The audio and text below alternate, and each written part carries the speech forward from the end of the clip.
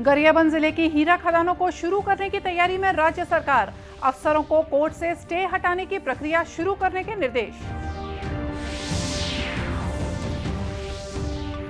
एक साल में 1 लाख करोड़ रुपए से ज्यादा का लेन देन, शासकीय खरीदी के लिए फायदेमंद साबित हो रहा जैम पोर्टल।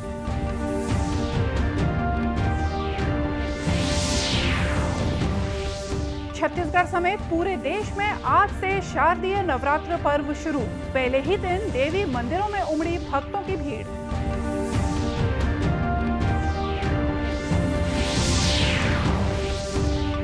और काछन गादी पूजा विधान के साथ विश्व प्रसिद्ध बस्तर दशहरा उत्सव की शुरुआत।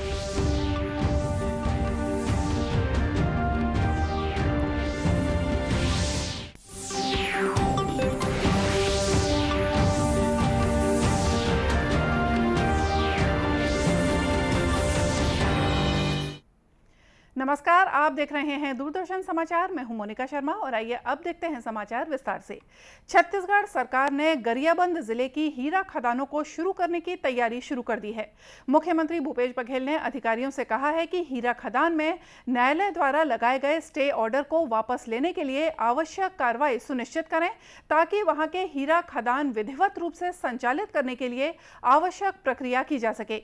मुख्यमंत्री ने रविवार को हुई खनिज न्यास मद की राज्य स्तरीय निगरानी समिति की बैठक में ये बातें कही। मुख्यमंत्री ने डीएमएफ मद से उच्च और सामान्य प्राथमिकताओं को ध्यान में रखते हुए मित व्ययता पर विशेष ध्यान रखने के निर्देश दिए हैं। मुख्यमंत्री ने कहा है कि जिले में आयोजित होने वाले मेले आदि समारोह में डीएमएफ की राशि का उपयोग नहीं किया जाए।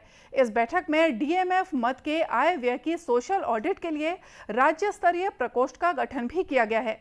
मुख्यमंत्री ने कहा कि खनिज मद की राशि का आवंटन प्रत्यक्ष और अप्रत्यक्ष प्रभावित जिलों में निर्धारित अनुपात के आधार पर किया जाए।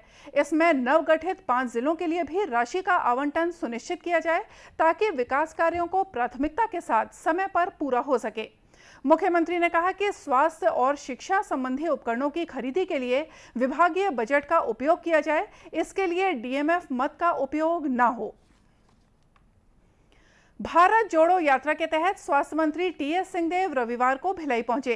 इस दौरान उन्होंने कहा कि आगामी विधानसभा चुनाव में कांग्रेस का चेहरा मुख्यमंत्री भूपेश बघेल ही होंगे। उन्होंने कहा कि अमूमन सत्ताधारी पार्टी का मुख्यमंत्री ही विधानसभा चुनाव में उस पार्टी का चेहरा होता है और छत्तीसगढ़ में भी ऐसा ही होगा।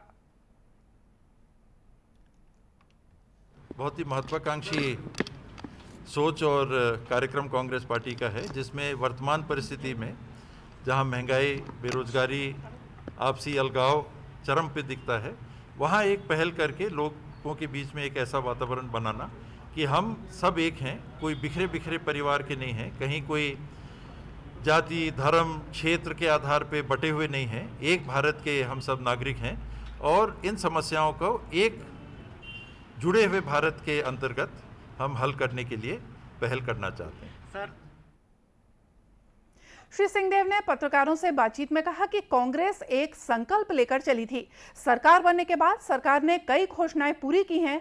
किसानों की ऋण माफी, धान का समर्थन मूल्य, बिजली बिल हाफ सहित कई घोषणाएं पूरी की गई हैं। वहीं कुछ ऐसी भी मांगे हैं जो पूरी नहीं हुई हैं। शासकीय विभागों में होने वाली खरीदी के लिए जैम पोर्टल यानी गवर्नमेंट ई मार्केट फ्लैट्स में पिछले एक साल में 1 लाख करोड़ रुपए से ज्यादा का लेन देन हुआ है। कुल मिलाकर जैम से अब तक 3 लाख करोड़ रुपए से ज्यादा मूल्य के 1 करोड़ से ज्यादा के लेन देन की सुविधा दी गई है। ये पूरे देश में खरीदारों और विक्रेताओं सहित सभी हितधारकों के समर्थन में ही संभव हुआ है। जैम पोर्टल के बायर मैनेजमेंट के डायरेक्टर आयुष अग्रवाल ने बताया कि जैम कॉन्टैक्टलेस, पेपरलेस और कैशलेस है, जो कि दक्षता, पारदर्शिता और समावेशिता के 3 स्तंभों पर खड़ा है। से ज्यादा का खरीदारी हो चुकी है, जिसमें से ये बहुत एक इंटरेस्टिंग बात है कि 55% से ज्यादा ऑर्डर्स एक्चुअली एमएससी फर्म्स को गए हैं। तो जो हमारा उद्देश्य है, जो ऑनरेबल प्राइम मिनिस्टर का उद्देश्य है कि जो ग्रास रूट लेवल के सेलर्स हैं उनको मौका मिले पब्लिक प्रोक्योरमेंट में आने का। तो एक जेम एक ऐसा प्लेटफॉर्म है जहां पे एमएससी फर्म्स, जो आर्टिसंस वीवर्स हैं, उन सबको अपॉर्चुनिटी प्रदान की जाती है जिससे वो आए और पब्लिक प्रोक्योरमेंट में हिस्सा ले सके। आज की तारीख में भी 50 लाख से ज्यादा sellers and service providers GeM पर जुड़े हैं। 62,000 से ज़्यादा बायर ऑर्गेनाइजेशन जो कि गवर्नमेंट बायर्स हैं वो जेम पर जुड़े हुए हैं। इस साल का भी हम अनुमान लगा रहे हैं कि 2 लाख करोड़ से ज़्यादा का खरीदारी सिर्फ इस साल में जेम के द्वारा होएगा और ये बढ़ता ही रहेगा आने वाले वर्षों में। आपको बता दें कि 9 अगस्त 2016 को प्रधानमंत्री नरेंद्र मोदी के विजन के हिस्से के रूप में लॉन्च किया गया था। अपनी स्थापना के बाद से जेम लगातार नए उत्पाद और सेवा श्रेणियों के साथ लगातार आगे बढ़ रहा है। महासमुंद जिला भी अब स्वास्थ्य सुविधाओं की दिशा में तेजी से अग्रसर हो रहा है। पहले जिला चिकित्सालय में सिर्फ मौसमी बीमारियों का ही इलाज होता था, शेष मरीजों को रायपुर रेफर किया जाता था, लेकिन अब यहां पर ऑक्सीजन प्लांट, नवजात गहन चिकित्सा केंद्र, sonography, x-ray, pathology, blood bank, dialysis, ECG आदि की सुविधाएं मरीजों को आसानी से मिलने लगी हैं। यहां इलाज कराने आने वाले लोगों का कहना है कि जिले को जब से मेडिकल कॉलेज की सौगात मिली है, तब से चिकित्सकों के आने से जटिल रोगों का इलाज भी शुरू हो गया है। में इन्फेक्शन हो गया था और पहले क्या था कि यहाँ कोई भी मरीज आता था तो रायपुर रेफर कर दिया जाता था, लेकिन अब रेफर नहीं किया जा रहा है और इलाज ऑपरेशन भी मेरे पापा का सफल हुआ है और आज हमारा डिस्चार्ज मतलब हो गया है और पापा भी अच्छे हैं मेरे। महासमुंद जिला जो है आकांक्षी जिलों में से एक है। यहाँ पे स्वास्थ्य सुविधा में बेहतर प्रयास किए गए हैं केंद्र सरकार द्वारा। तो मैं ये कहना चाहूँगी कि पहले हमें यहाँ छोटे मोटे इलाज ही बस हो पाती थी, अब हमको यहाँ पे सारी सुविधाएं अवेलेबल हो गई हैं, जैसे कि डायलिसिस की सुविधा हो, एक्सरे हो, ऑपरेशन बड़े ऑपरेशन भी होने लगे हैं। तो ये सारी सुविधा जो है ये मेडिकल कॉलेज बनने के बाद होने लगी, ये सुविधा मिलने लगी है। जिले के मुख्य चिकित्सा अधिकारी डॉक्टर SR बंजारे ने बताया कि पहले की तुलना में स्वास्थ्य सुविधाओं में काफी सुधार हुआ है। महासमुंद को इस वर्ष 30 चिकित्सक और 13 विशेषज्ञ चिकित्सक मिले हैं। चिकित्सक मिले हैं। इसके साथ साथ इसमें जिले के जो फंड होते हैं उनके हिसाब से और भी एक्सरे मशीन है, ईसीजी मशीन है, साथ में एम्बुलेंस भी कलेक्टर साहब दे रहे हैं। सोनोग्राफी मशीन विकास खंड स्तर पे दी जा रही है। तो जिला अस्पताल के जो ये हैं उसमें ऑक्सीजन प्लांट हैं। सभी प्राथमिक उप स्वास्थ्य केंद्र में जो हमारे ऑक्सीजन सेचुरेशन मशीन है, कंसंट्रेटर उपलब्ध हैं और आम जनता को जो हेल्थ फैसिलिटीज उप स्वास्थ्य केंद्र से लेके जिला अस्पताल और मेडिकल कॉलेज तक काफी प्रगति हुई। आकांक्षी जिला होने के कारण महासमुंद में केंद्र सरकार ने 2 साल पहले मेडिकल कॉलेज की सौगात दी थी और इस साल से महासमुंद में 100 बच्चे मेडिकल की पढ़ाई कर सकेंगे।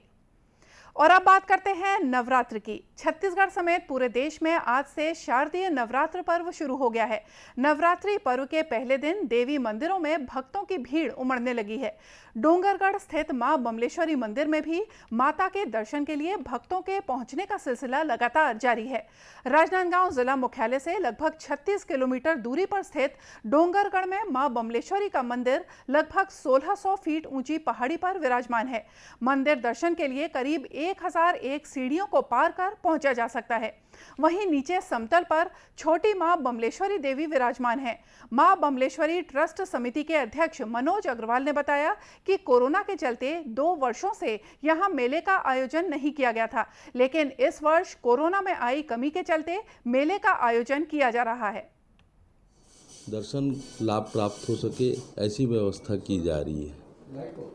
रोपवे का हमने मेंटेनेंस कराया है और निर्बाध रूप से रोपवे का संचालन देर रात तक हमारे द्वारा किया जाएगा और 26 तारीख को नवरात्र प्रारंभ होके शनिवार को पंचमी और सोमवार को सप्तमी का अभिषेक कार्यक्रम के साथ नवमी को ज्योत विसर्जन के साथ ये जो कार्यक्रम है नवरात्र का वो समापन की ओर होगा। डोंगरगढ़ जाने वाले यात्रियों की सुविधा के लिए रेल मंडल ने भी पहले की तरह ही डोंगरगढ़ में कई एक्सप्रेस ट्रेनों के स्टॉपेज रखे हैं। बताया जाता है कि हावड़ा मुंबई से डोंगरगढ़ मार्ग पर आने वाले दर्शनार्थियों के लिए सभी ट्रेनों के पहिए यहां थमेंगे। इधर राजधानी रायपुर में काली माता अन्नदान भंडारा समिति के द्वारा निःशुल्क डोंगरगढ़ यात्रा के लिए बस सेवा शुरू की गई है। समिति के द्वारा पूरे 9 दिनों तक श्रद्धालुओं को मां बमलेश्वरी का दर्शन कराया जाएगा। इधर भिलाई के पावर हाउस स्थित राज राजेश्वरी मंदिर में भी दर्शन के लिए बड़ी संख्या में श्रद्धालुओं का तांता लगा रहा। मंदिर के पुजारी पंडित अजायब लाल द्विवेदी ने बताया कि नवरात्र के दौरान देवी के 9 रूपों की पूजा करने से भक्तों की सभी तरह की कामनाएं पूरी होती हैं और 9 ग्रहों के दोष दूर होते हैं। जन की मनसा वाचा कर्मणा दैहिक दैविक पूरी मनोकामना पूरी होती है। जगदम्बा के कृपा से जितनी विघ्न बाधाएं होती हैं, नवग्रहों की दुर्गतियां होती हैं, वो सब शांत हो जाती हैं। भक्तों को मनोकामना पूर्ण होती है। 9 दिनों तक चलने वाले इस पर्व को लेकर मंदिरों और दुर्गोत्सव समितियों द्वारा व्यापक इंतजाम किए गए हैं। मंदिरों में मनोकामना ज्योति कलश भी स्थापित किए गए हैं। इधर विश्व प्रसिद्ध बस्तर दशहरा उत्सव की शुरुआत रविवार शाम को काछन गादी पूजा विधान के साथ हो गई। इसके बाद कांटे के झूले में झूलने वाली कंटक जयी काछन देवी ने बस्तर राजा को दशहरा मनाने की अनुमति प्रदान की। सैकड़ों लोग इस पूजा विधान की साक्षी बने। अश्विन माह की अमावस्या के दिन काछन गादी पूजा की गई। इसके लिए राजा अथवा राजा का प्रतिनिधि संध्या के समय धूमधाम से जुलूस लेकर देवी के मंदिर पहुंचे। दंतेश्वरी के पुजारी द्वारा राज परिवार की ओर से कार्यक्रम की अगुवाई की गई। बस्तर महाराजा कमलचंद भंजदेव ने बस्तर दशहरे उत्सव की शुरुआत के संबंध में जानकारी दी। काछन गादी कहते हैं। काछन गादी के दिन बहुत ही इंपॉर्टेंट फंक्शन है, क्योंकि हमारी घर की जो बेटी है काचन और रैला, इनसे हम परमिशन लेने आते बस्तर दशहरा का चालू करने के लिए। और साथ साथ रथ परिक्रमा का सबसे महत्वपूर्ण रहता है कि इसको परमिशन लेने, तो परमिशन लेने के बाद अभी जा कर के ये कंफर्मेशन मिलता है और माता की तरफ से आज्ञा मिलती है। एक फूल माला जो मैं चढ़ाता हूँ वो माता स्वयं स्वीकार करके आशीर्वाद दे करके ये फूल माला देती, ताकि आने वाले समय में जब दशहरा हम मनाएंगे इसके बाद इसमें कोई भी दिक्कत ना आए और किसी तरीके कोई विघ्न ना आए। ये माता का आशीर्वाद मिल करके जो कि एक फूल के रूप में मेरे गले में डाला गया, उसी से आशीर्वाद ले करके परमिशन ले करके हम वापस अभी रैला माता के यहाँ जा करके उनसे भी परमिशन ले करके बस्तर दशहरे का शुरुआत करेंगे, जिसमें कि रथ परिक्रमा चालू होगी। मान्यता के अनुसार काछन देवी पशुधन और अन्न धन की रक्षा करती हैं। प्रतिवर्ष एक नाबालिग बालिका पर काछन देवी आरूढ़ होती हैं। कार्यक्रम के तहत एक भैरव भक्त सिरहा आह्वान करता है और उस कुमारी लड़की पर काछन देवी का प्रभाव आने लगता है। काछन देवी आने पर लड़की को एक कांटेदार झूले पर लिटाकर झुलाया जाता है। देवी की पूजा अर्चना कर दशहरा मनाने की स्वीकृति प्राप्त की जाती है। काछन गादी पूजा विधान में इस बार जगदलपुर की 6 वर्ष की पीहू दास पर काछन देवी आरूढ़ हुई। काछन देवी से स्वीकृति सूचक प्रसाद मिलने के बाद ही बस्तर दशहरा समारोह धूमधाम से प्रारंभ हो जाता है। और आइए अब देखते हैं कुछ खबरें जिलों से।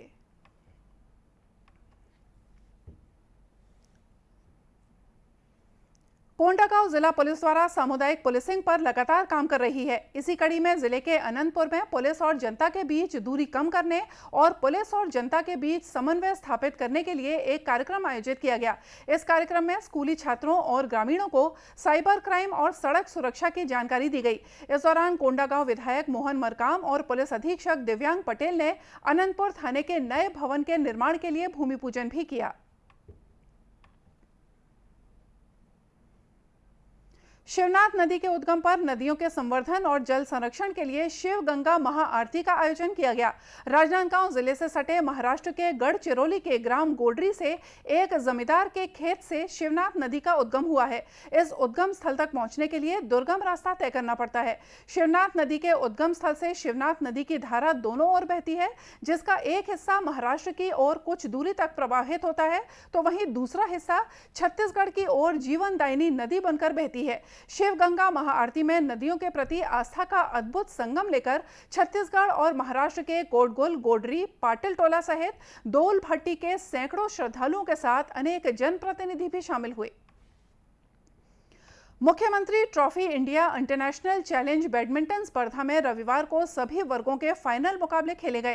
पुरुष युगल के फाइनल्स में छत्तीसगढ़ के ईशान भटनागर और साई प्रतीक की जोड़ी ने रोमांचक जीत दर्ज की। ईशान और साई की जोड़ी ने कृष्ण प्रसाद गर्गा और विष्णुवर्धन गौड़ पंजाला की जोड़ी से पहला सेट हारने के बाद वापसी की और दूसरा और तीसरा सेट जीतकर खिताब पर कब्जा किया। स्पर्धा के समापन समारोह के मुख्य अतिथि मुख्यमंत्री भूपेश बघेल थे। उन्होंने सभी विजेता खिलाड़ियों को शुभकामनाएं दी। और इसी के साथ ये समाचार बुलेटिन यहीं समाप्त हुआ। नमस्कार।